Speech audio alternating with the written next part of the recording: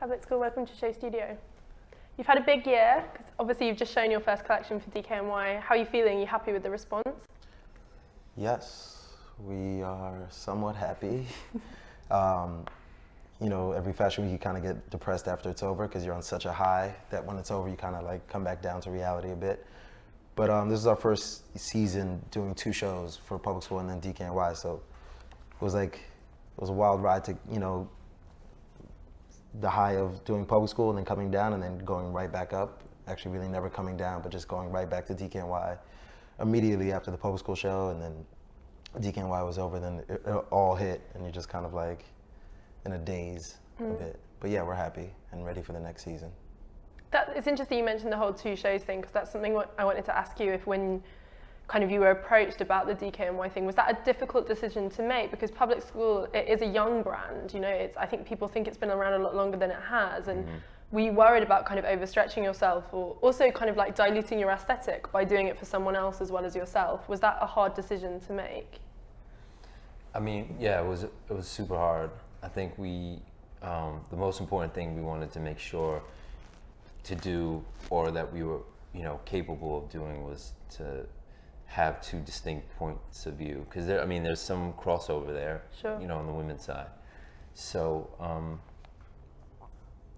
I think ultimately we felt like it would, you know, as an experience, as sort of a learning experience, that it, you know, one would benefit the other, and that was our hope. And so we were set in terms of what we knew we wanted to accomplish out of doing DKNY, but it was super difficult. You know, it's like having 1 child and having extramarital children born. That's pretty much what it felt like. Right. And tell me, like, I'm interested in your approach with DKNY, because I read some of the interviews you did kind of in the run-up, and you made a number of points, one of which was like you talked about designing for a woman, not a girl. That was quite interesting. But the kind of general like vibe that I got from what you'd said is maybe you felt like DKNY had become a bit boring. Would that be, am I putting words in your mouth? What did you think you could bring to DKNY that wasn't already there? A freshness, a newness. We think the energy was there, but I think it might have taken another eye and another approach that we felt like we could have taken a stab at, that would kind of make it feel a little bit more relevant, and, you know, making it something that can be a brand to come for years, right? Instead of it losing its cachet, like something that we felt like we could revive along with LVMH, the energy that DKNY needed. And why the whole woman, not girl thing?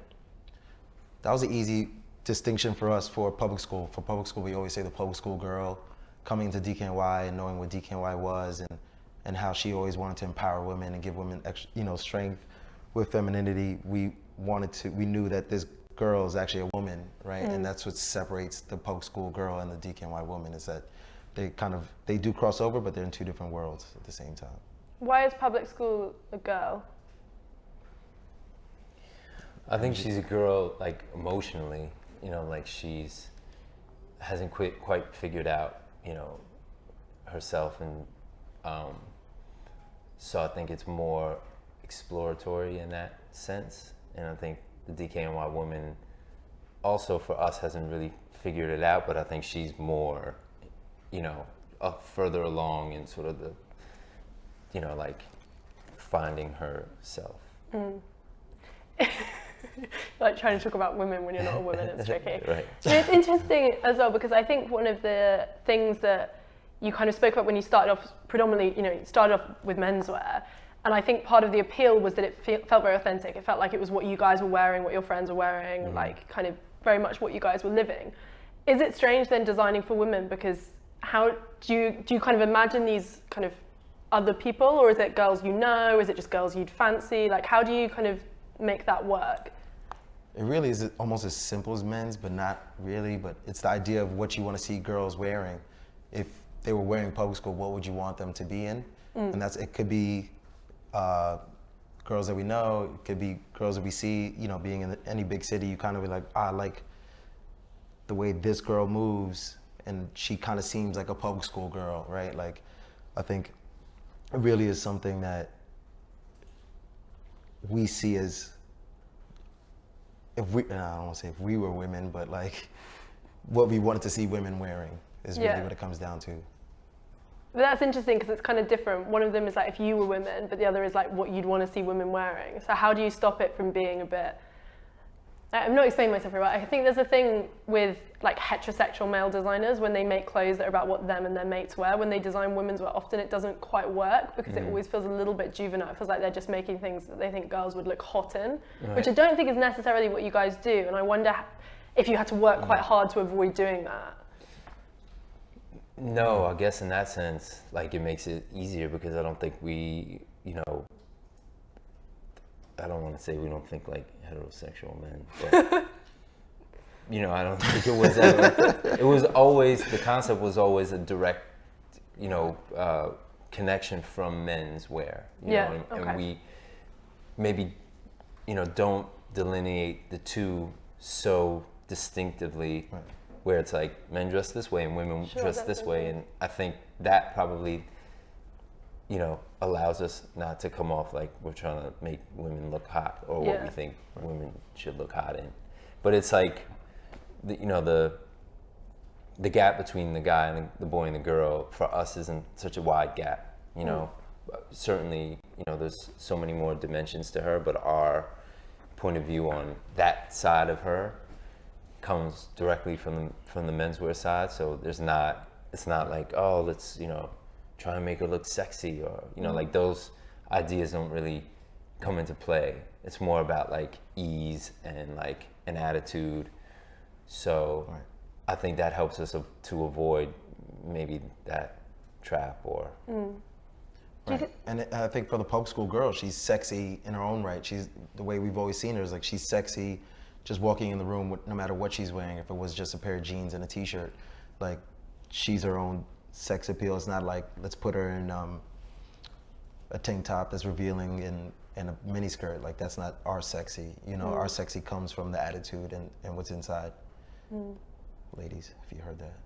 Do you think fashion's too conservative in how it treats gender? Because it is always like men's wear, women's wear, and there's not that much space for brands that work in a more unisex way. I think it's coming, but not so much. Like men's magazines, women's magazines, shop floors, men's wear, women's wear. Yeah. Is it kind of hard sometimes to operate in a space that is more kind of fluid?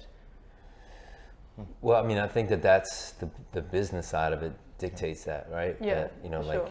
It's sort of like, and it's been historically, women lead from a fashion standpoint, and then men get sort of the runoff idea. Like, oh, we can do a magazine for men's now, you know? And I think those are the constructs of the industry that we work in, that you sort of have to work within, but you know, you find ways to, you know, dodge, you know, the structure of those things. But I think it's inescapable, and you just need to do what you do and not worry about it, because you have to worry about it. I think, you know, the commercial piece also plays a big part in it, but you know, slowly I think, you know, the lines get blurred, and I think we're part of a generation where, you know, I think, you know, we can push it along and move the needle a bit, but I think that those are just the constructs of the, you know, from a business, like a economical standpoint, that you know, you can't get around. It's interesting, you talk of like your generation, and I'm intrigued, like who do you see your peers as? Tough They're question. a bit different. No, I mean, they're a bit different on men's and women's sides, I guess, but generally it can, and this goes across for men's and women's, it can go from Alexander Wang to Isabel Marant to Acne in some ways. Let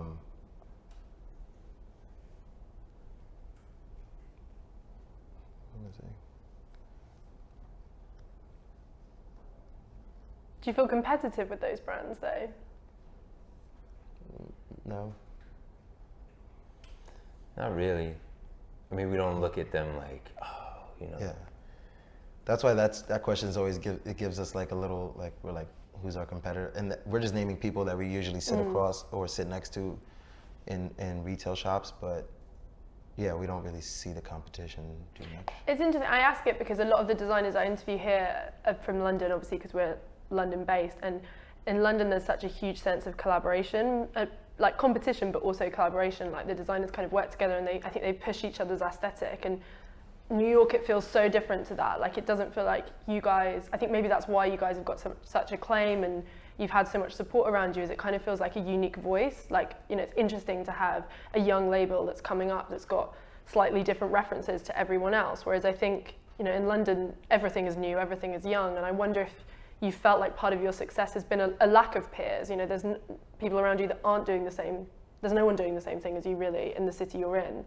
Would you maybe agree with that? Yeah, maybe. I think when we came out, that probably was the case. And so we were sort of afforded, I mean, the timing of it all, I think, has a lot to do with, you know, where the brand is now and how people see the brand. Because I don't think, you know, when we first launched it, there was sort of anyone else doing it. You know, not saying we had some, you know, genius idea. It just was the way we grew up and where we grew up and our point of view and how we put it together. But now I think that you see, you know, now you see, I think, you know, like a whole host of emerging designers who, you know, who have sort of a similar, you know, point of view, all unique to themselves. But I think, you know, speaking to the same, yeah, like roughly to the same audience.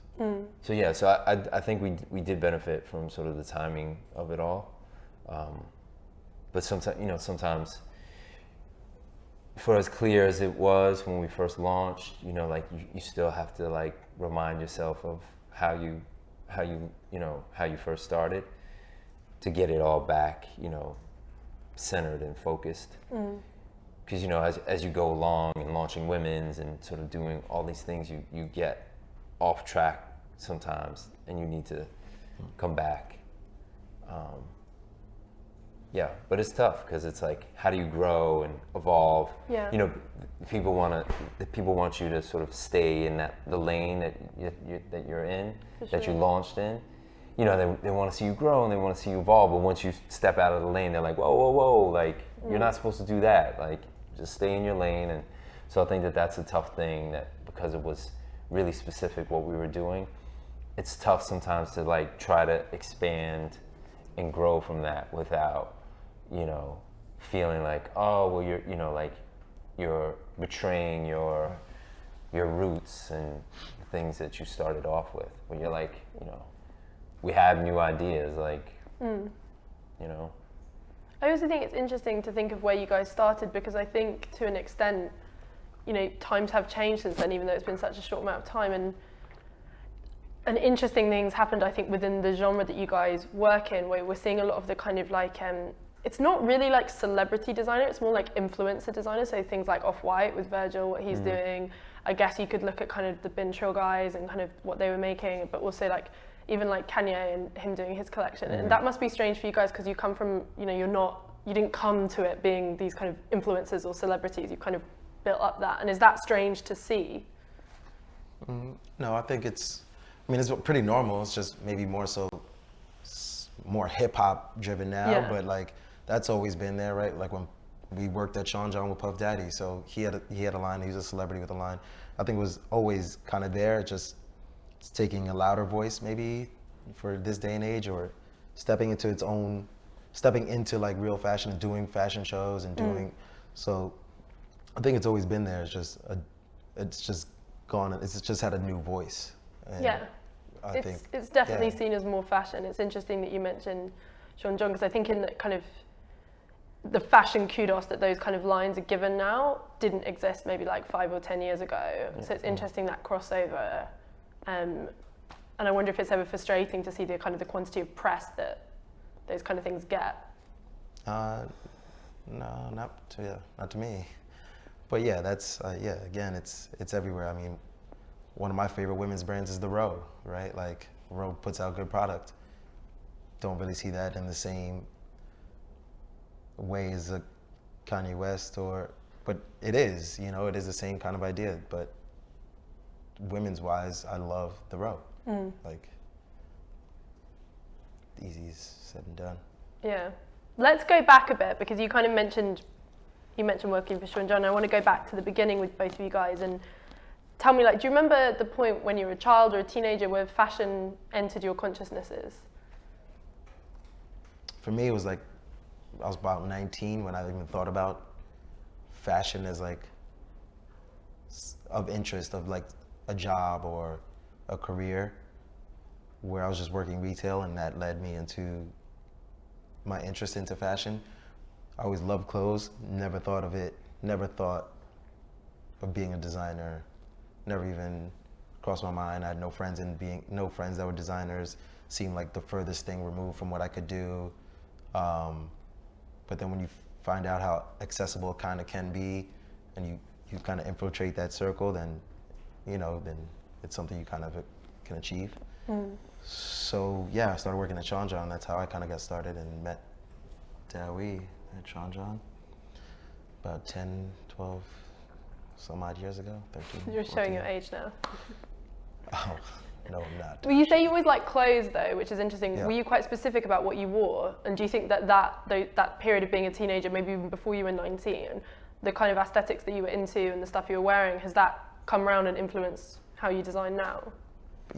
Yeah, pretty much, for sure. I think wearing different brands, it was like never wearing the same brand, but you'd wear a lot of the same brand in different brands and mix and match. Like, it wouldn't really be, for me, it was never head to toe one brand.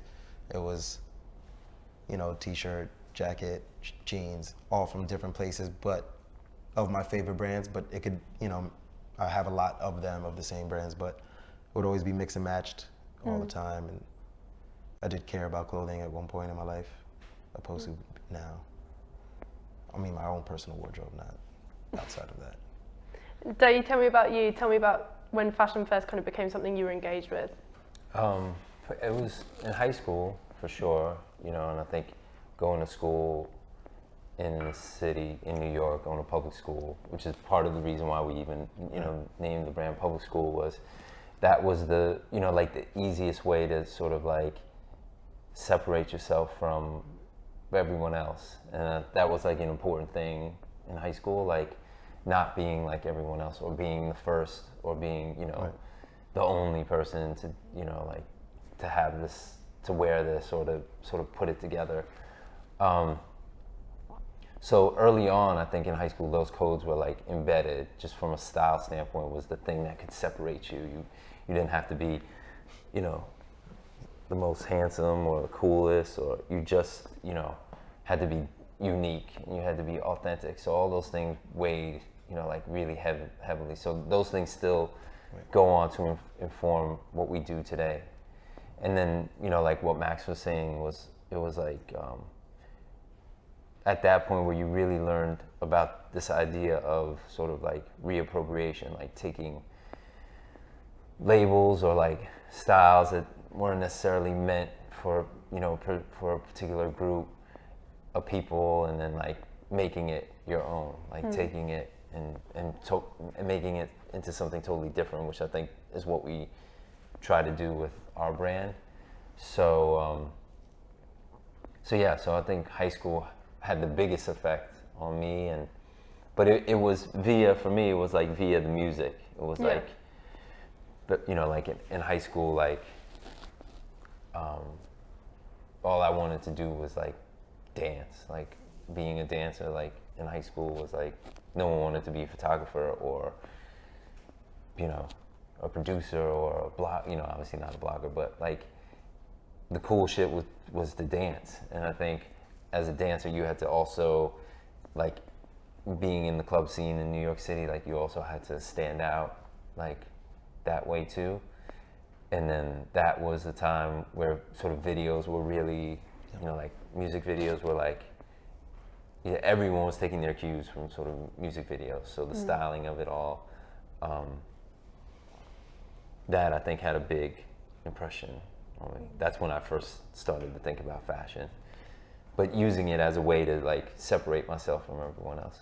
Yeah, it's interesting for both of you. It feels like the interest in fashion came from like the interplay between clothing and identity. It wasn't so much about like fashion as kind of art or fashion as a concept or magazines or anything like that. It's very much to do with personal identity. Do you think that's true? Yeah. Yeah.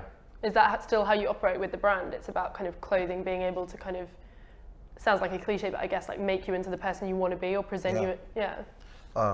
For sure. I think when we started this brand, we kind of always wanted to make it feel a bit emotional, that when somebody puts on a public school garment, that they feel something.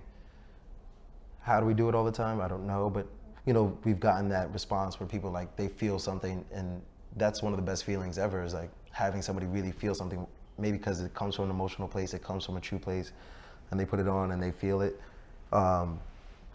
But yeah, being emotional is something that we took into menswear, which a lot of womenswear designers did all the time, but we were doing that for men's, and now bringing that to women's, it's one of our favorite things. Like even when we start our season, it starts from an emotional place. It doesn't start from let's do Saint-Tropez in 1999 concept this season. It's really like, what are we feeling? What do we want to wear? What's our mood? What's going on in our lives? And that's really where it starts, the cues for our season, and then it kind of breaks out into something that's a little bit more tangible that we could take to textile and to drape. That's interesting. And is the music thing still really important, particularly because you Sure. worked for Blaze, didn't you, for a while, which is a hip hop magazine? And did that have a big impact on how you work now? Working as like an editor? Yeah, but well, not so much working as an editor. I just think if you look at kind of the aesthetic that you guys have now and the kind of garments that you produce, I think them becoming mainstream fashion was so much because of hip hop and like, casual culture, graffiti, all of those kind of things. But hip hop was a huge part in getting those styles like off the street and kind of into like a fashion context. Yeah. So I wonder if kind of the bands you were looking at or reporting on, or the stuff you were writing or whatever, if that's still those aesthetics, whether they still influence you. I would say it was less the aesthetic, and it was more about, sort of those rules that I think accompany,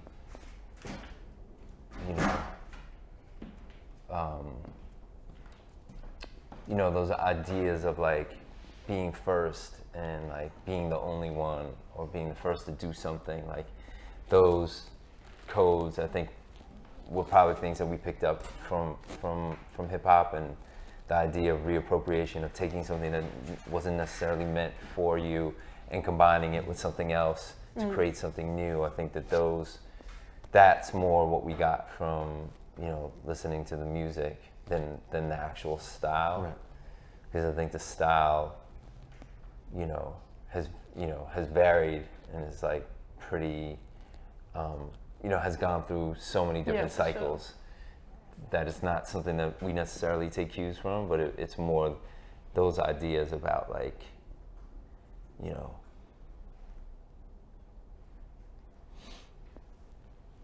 like taking, like hip hop, I think has a great way of like knowing when to seize the moment, and so I think that knowing when to sort of turn it up and like, capture the time. So I think that's more what informed us more than sort of the style. That's interesting. I also think there's this strange thing in hip hop where, and you maybe noticed this moment where it's like fashion kind of became fashionable and it became cool, and you see it even in the lyrics. People stop talking about wearing streetwear or sportswear, and they start, and then they're not even kind of talking about wearing Gucci or anything like that anymore. They're talking about, Margiela or Balenciaga, and that must have been an interesting transition for you guys. Was that before you'd started public school, or was that around the time? Around the time, maybe after. Yeah, but I think probably a little bit. I mean, we like after we left Sean John, like I went and opened a shop down in Miami, and this is like 2005, and it was like a concept shop that was sort of based on, having traveled to Asia and to Europe, and sort of like combining, brands like we carried Margiela and Comb and Visvim. Watanabe, but combining it with Supreme and Stussy and Visvim and brands like that, because we didn't dress like that. We didn't dress like all one thing.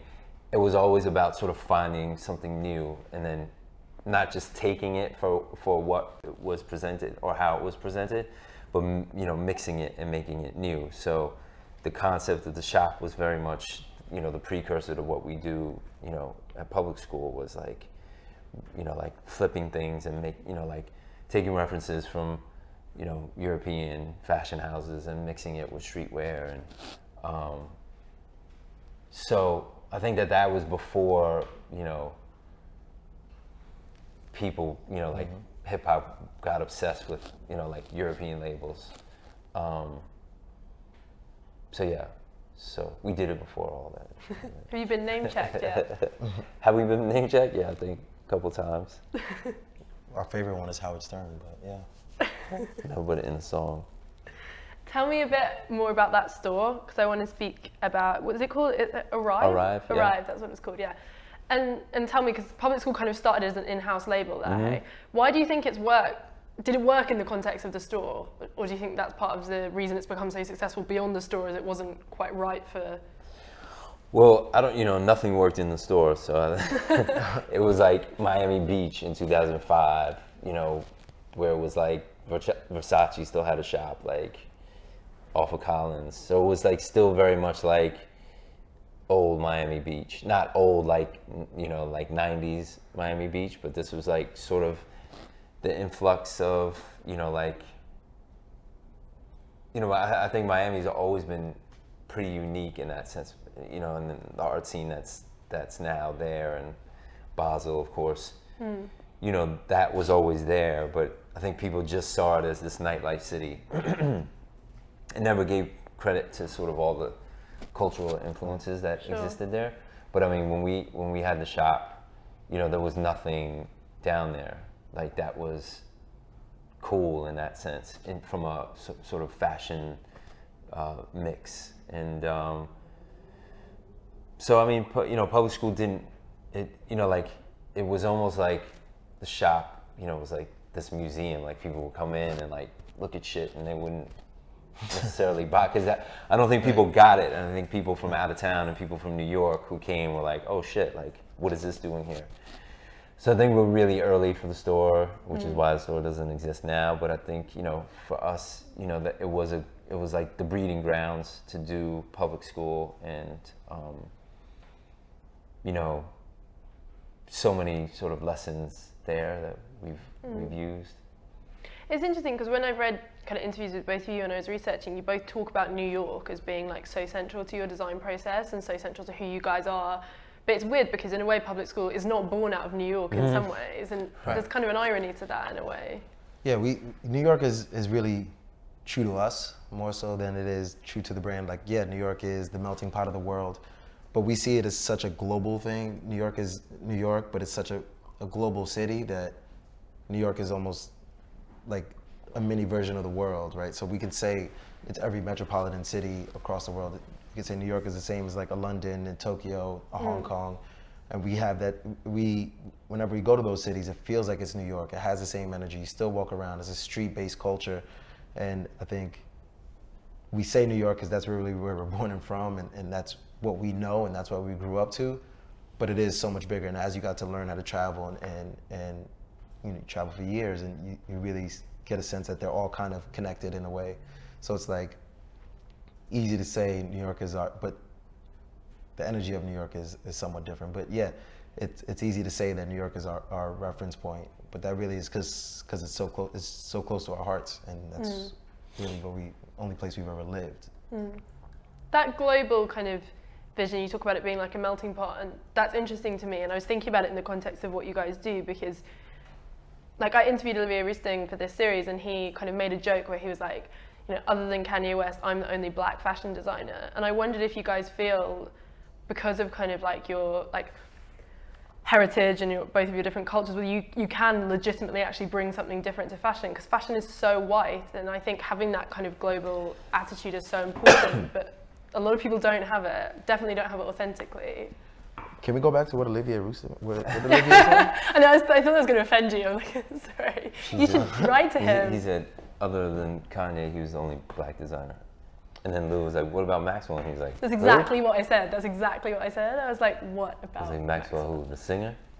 But I think the point he's making is a valid one, and I think I wonder if that's something that you guys, I guess whether it's something you think about firstly, but also whether you think, because you're both, is it correct, you're both first generation American, and I wonder if you feel like it's something that has authentically affected your process, but also whether it's something that you do come up against in fashion and you notice. Maybe the fact I'm even asking this question suggests that it is something that kind of you're made aware of or you think about.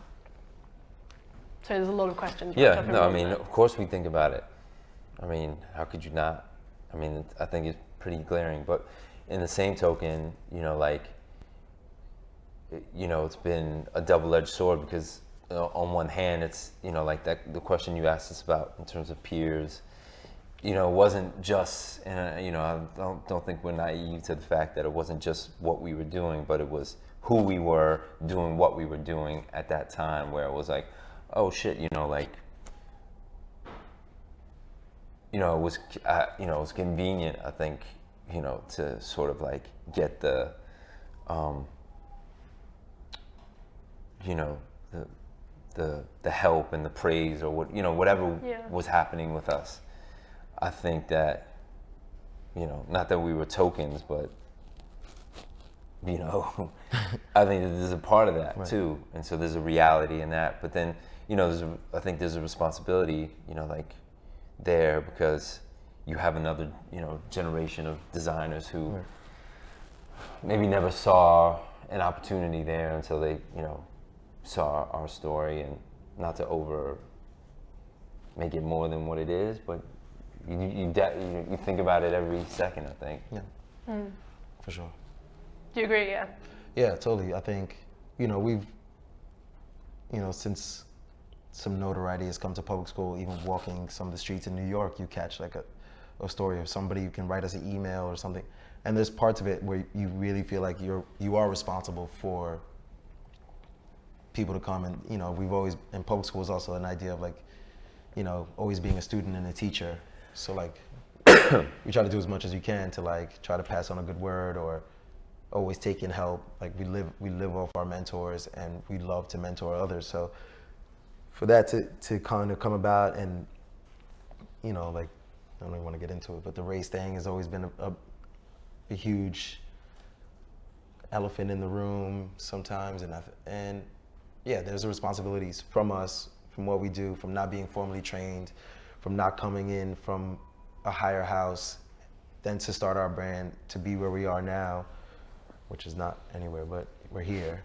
It means a lot, and I think people just kind of relate to that story, or just can dream bigger with that story. Aside from people relating to it, do you think that even just as a pair, you're kind of different? I guess, I don't know if it's like heritages or the things that you talked about with your families, or kind of your sense of identity. Do you think that you bring quite different and distinct things? You must even feel that even just communicating with each other, or perhaps not, perhaps the New York connection is the main thing, but. Yeah, it's different and the same, I guess. I think the New York is a shared experience with us, because I think we didn't grow up together. Yeah. So the New York part of it kind of brings it back home to be like, you have like familiar reference points for something, as opposed to like a friend that you know from out of town, and they're like, oh, you should have, you know, we could talk about the same pizza place that we both went to within different years, you know, and like, but yeah, there's always that New York connection, and then, but it's always different and then the same. So it's like different in the way, because it's coming from two different eyes, but also the same because it's coming from like somewhat of the same spirit and the same energy. Would you say you're similar people? Nope. It's like couples therapy now. Why not? You just never called. Like, it's gonna be late. And no. I mean, I think we, you know, first and foremost, we're you know, at different stages in our respective lives. Do you feel like a different generation sometimes? You're like, yes. Yeah, I mean, the older I get, I'm like, you're like, no, it's fucking kids, man. Jesus. Right, like. No, but you know, for me, I mean, you know, I have a family. You know, I got 2 kids and married, and Yeah, what went wrong for you? And I'm the total opposite of having 2 kids and a wife. So, yeah, we're not the same. Is that where you notice the most differences on a kind of personal life aspect? Yeah, for sure. I mean, you know, like,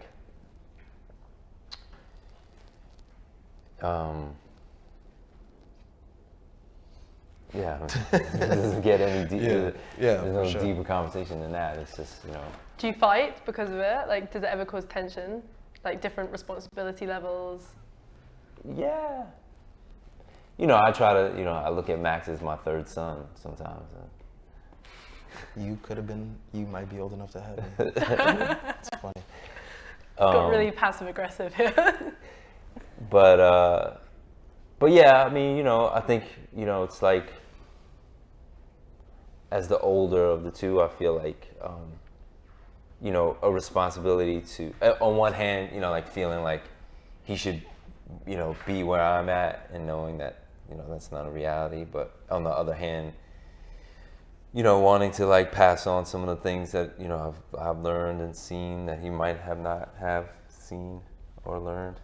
Like what? So, But I guess when you're designing a collection, do you sometimes find that even like the references you draw on, or like the cultural kind of like things that you might remember, or like styles that you think of, do you find that your references is sometimes kind of slightly different to his? Because I think, you know, particularly if you are citing kind of subcultures or anything street related, they're very specific to certain years, certain generations, certain ages, and I wonder if sometimes your starting points are different. And I imagine that can be quite intriguing and interesting.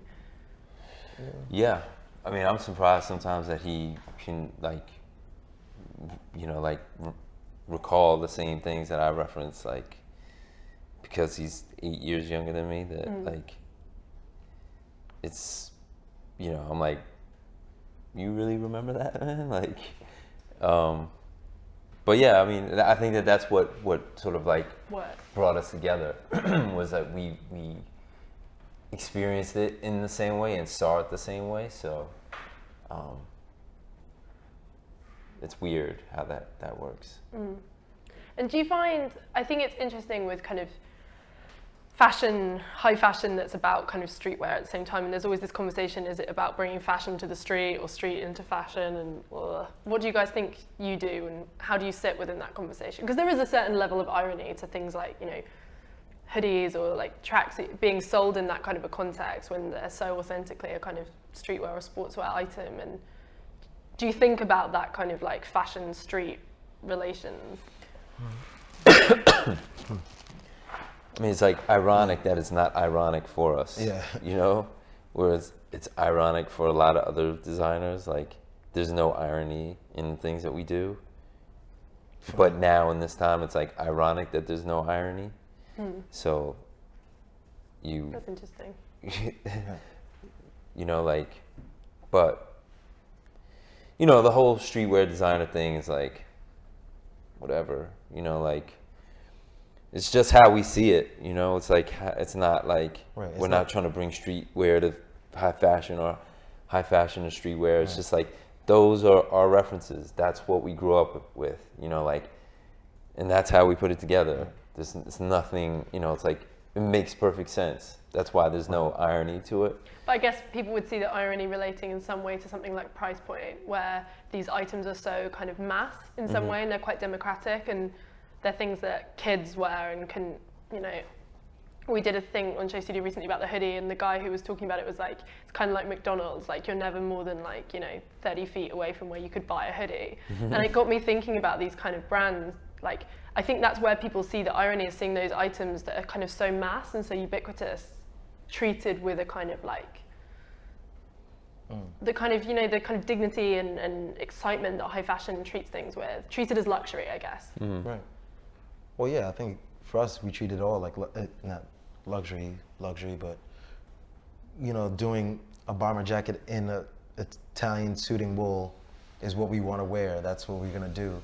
So it's, you know, it's never really premeditated where we're saying like, oh, this feels like you know, like fashion streetwear. Like we're taking the street and making it feel like higher end. No, but it really just comes from a place like, this is what we want to do, this is what we want to wear. And then now that's becoming such a term that, you know, like those are the questions that kind of make us feel uncomfortable because we don't even know how to reply to it. Sure.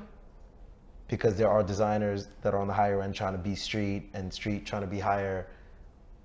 But for us, we've always just been on our playing field and never really tried to cross over, do anything out of our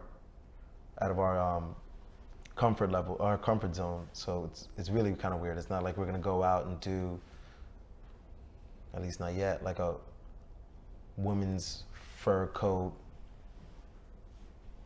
to the floor, right? Because that's maybe not our closest reference or anything that we would do or saw our girl wearing. So we wouldn't really do that, but you could see other people doing that. But then the season after doing, I don't even know, like a hoodie with fur on it or something, you know, something where they kind of try to mix the two and it's never coming from a pure place. I think for us it comes from a pure place. I'm interested, you mentioned kind of mentors before, and I'm interested who are the people, whether it's designers or people you collaborate with, who inspire what you do a lot? Are there people whose careers you're impressed by, or you want to emulate? Like, you know, whenever I interview designers, they always talk about, like, you know, Ray Kawakubo or whoever, and I wonder, who are those people for you guys?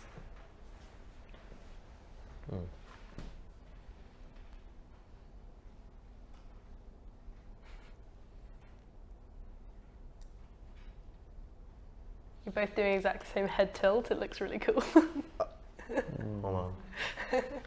I mean, it varies. It can go from, obviously, Ray. I mean, you're always going to look up to these designers that are like, you know, that you dream of. Like, they're amazing.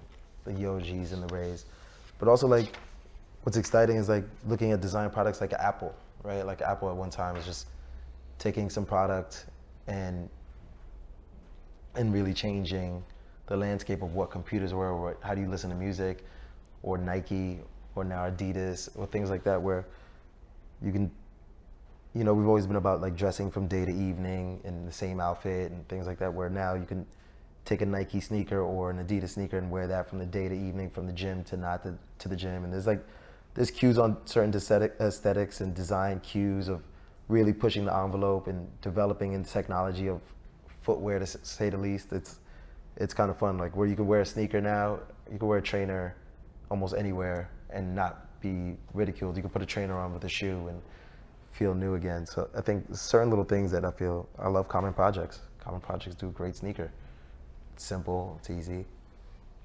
But yeah, you're always gonna have the nod to the designers. We could say that for days, like so many designers that I look up to still to this day. It's interesting that you mentioned like Apple and Nike, because those are brands where it's, you know, for something like Apple and Nike, it's obviously very much about design, but it's also about branding and communication. And do you think that that's what you guys are good at, as well as the design? It is more about how you package it, how you put it together, and the ethos with which you sell it with? I personally would say no, but I think we do a poor job on branding and marketing. Why do you say that? No reason. It's intriguing because a lot of the designers who I speak to, when I interview them, especially when they're kind of around your age, they talk about themselves as creative directors rather than as designers. And I feel like that's kind of the modern way of it being a designer. It's like you're a tastemaker, you bring together references, you perhaps don't like drape. Would you see yourselves like that, or would you see yourself as designers? Hold on, what? What'd you say? You said most designers say they have what? They call themselves creative directors. So they'll be like, oh, I'm not so much a designer, I'm more a creative director. Oh. Even people who like went to St. Martin's and did the MA and did that whole like thing, like it's this idea that a designer is now like a tastemaker, they're like a curator rather than a designer. And I wonder if you guys see yourself as designers or if you see yourselves as creative directors. Or neither. Maybe neither. I mean, you know, like, That's a good question. I think for us, you know, like, the design piece comes in early on in terms of like envisioning, like, you know, the styles for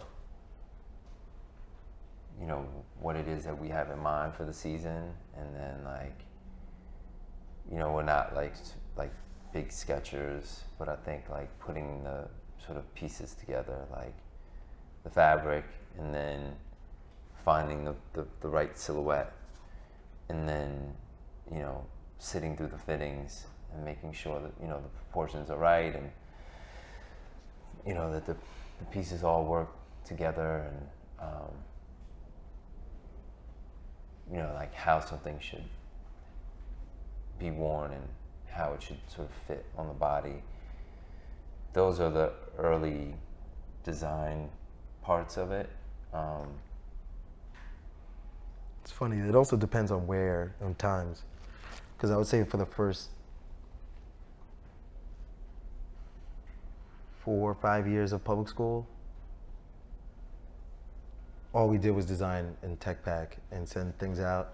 And I feel like now we're at a place where you have a bit of more of a staff and a little bit less time to actually sit and design, that you start to become more of a creative director in a way, but still design. So that title got a little loose.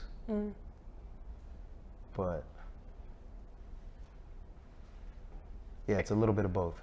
I guess I wonder in your minds, like, what is good design? Because you talked about how emotion is quite important in what you do, and it's got to have these kind of like connections to something that is, you know, authentic or relevant to who you are and who you grew up with, and that's obviously something you want your shopper to feel. So I wonder what good design is. Is it just about the garment, or is it about the ethos of the garment, or is it about image and branding? Like, is it all of those things? All of the above. For me, it's all the above. Yeah, I think it's like good design is creating something that people never thought that they needed or wanted until they saw it, and then it was everything that they ever wanted. But doing that like consistently with the same point of view, like not jumping around and, you know, like being heritage one season and then goth another season, and then just because that's what's happening. I think it's like doing it over and over again with the same thing every season, but making it feel new again. And tell me, I'm interested, just this going back to DKNY, because you've got an interesting kind of setup there where you guys are kind of working there, but then obviously you have your chief image officer, who's a guy that was hired from Apple. How does that work? What does he do and what do you guys do? We are the creative directors of DKNY, and Hector is the CIO, which he has come on board in a unique role, which has been great in terms of integrating technology, you know, branding. So a lot of the graphic language for, say, to the licensees or to the stores or to a brand book or to lookbooks, to photo shoots, to an e-com site, all that now falls under him. So the idea of the whole branding of DKNY goes under Hector, and then yeah, that's pretty much how it's broken out. So we're all collaborative throughout the whole process from every bit of it, but he's the main person for distinguishing that. So like setting up the showroom and making sure the hangers, like he's on that level of, so it's like everything that has to do with what people will see for DKNY outside of clothing, he'll pretty much is in charge of, correct? Is that his title for it? It's interesting because it shows how much image and branding is important to fashion now, which is obvious because fashion is image, but I think that flat image and social media and kind of like all of what you see, it's so important now in making something covetable. And like that's so different to, you know, 20, 30, 40 years ago. You guys must be very aware of that with your own brand now as well, like kind of in a way also control of image and like making sure that that taste level was always like perfect, everything looks cool. Yeah, I think we struggle with that a little too, because it's like sometimes a little too much. Like things are too strategic and too, that can backfire too, I think, for our brand, where everything feels too calculated and nothing feels like from the gut, So I think we straddle both those worlds, because with public school, everything is like from the hip, which is not always great either. Then at DKNY, like you have the history of the house and of Donna and LVMH and whoever else, like. So it's funny that we live in between those two worlds. I mean, that's the hardest part about doing both, is like going back and forth between those two worlds of like, just like doing shit like on the fly, and then like having 20 meetings about like a press release. Do you prefer one way or the other? The learning curves on both ends. I think they're so vastly different. Like DKNY is such a bigger house, and public school is such a smaller house. It's like fun to learn from each, and I think they benefit each other. So what we can take from DKNY to public school, and public school we can take over to DKNY. It's interesting how you guys talk about public school. It's quite different to how I thought you'd talk about it. You speak about it very much like it is a very, very young brand. You talk about it like, you kind of keep saying, oh, we haven't achieved that much and that kind of thing. And I'm interested, like, there has been a lot of kind of critical success around what you've done, even just in terms of the prizes, like winning the Walmart prize in the first one, also like CDFA awards, CFDA awards, and like just kind of complete critical kind of support for what you do. And when's the point going to come where you feel like you've made it? Like what's the end game with it? Is it stores everywhere? What is it? I don't think, me personally, I don't feel like we'll ever feel that. I don't think it'll ever come, but. Yeah, I mean, for us, I think a part of it also is like, it's more like hype about the brand than there's the actual business. So it's like, I think, brands, you sort of pick you pick a path, or a path picks you, like, the business takes off, and then you sort of try to build the image of the brand. Or, in our case, the image and the brand sort of takes off, and then you have the business to follow suit. So, I mean, for me, it's more about like establishing a strong, business model where, retail is certainly involved, but where we're like really,